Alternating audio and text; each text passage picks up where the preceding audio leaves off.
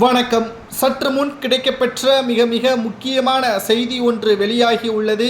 அதிமுகவின் எதிர்க்கட்சி துணைத் தலைவர் ஓபிஎஸ் தான், அதில் எந்த ஒரு மாற்றுக்கருத்தும் கிடையாது என்று சபாநாயகர் அப்பாவு அவர்கள் தெரிவித்திருப்பதால் எடப்பாடி பழனிசாமி மற்றும் அவரது ஆதரவாளர்கள் சலசலப்பை ஏற்படுத்தியுள்ளார்கள்.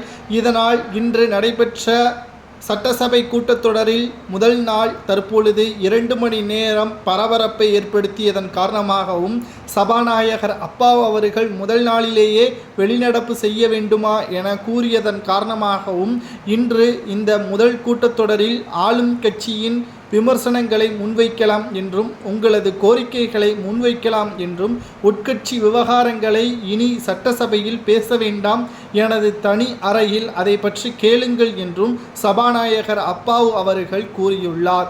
மேலும் துணைத் தலைவர் இருக்கையில் தற்பொழுது ஆர்பி உதயகுமார் அவர்கள் இருக்கக்கூடிய நிலையில் அவரது இடத்தில் நிச்சயம் ஓபிஎஸ் அவர்களது பெயர் இடம்பெற வேண்டும் என்று வைத்திலிங்கம் மனோஜ் பாண்டியன் அவர்கள் சபாநாயகர் அப்பாவு அவர்களுக்கு கடிதம் ஒன்றை கொடுத்துள்ளனர். அதன் அடிப்படையில் ஓபிஎஸ் அவர்கள் துணைத் தலைவர் தான் என்பதை சபாநாயகர் அப்பா அவர்கள் தெரிவித்திருக்கிறார்.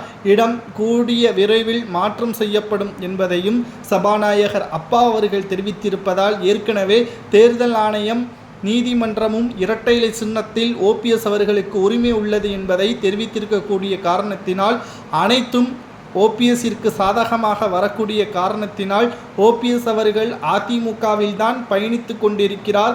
அவரை கட்சியிலிருந்து நீக்கியதாக எடப்பாடி தான் பொய்களை கூறி வருகிறார் என்றும் விமர்சனங்கள் தொண்டர்களது மத்தியில் பேசும் பொருளாக மாறியுள்ளது.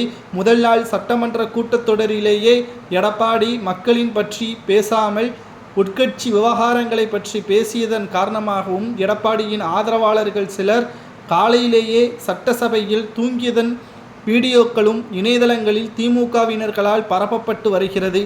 இதனால் திமுக வருகின்ற சட்டப்பேரவை தேர்தலில் அவர்களை எப்படி களத்தில் இறக்க முடியும், அதை வைத்து ஆளும் கட்சி போராட்டத்தையும் பிரச்சாரத்தையும் நடத்துவார்கள். இதனால் அதிமுகவிற்கு மேலும் தோல்விதான் என்றும் விமர்சனங்களும் முன்வைக்கப்பட்டு வருகிறது.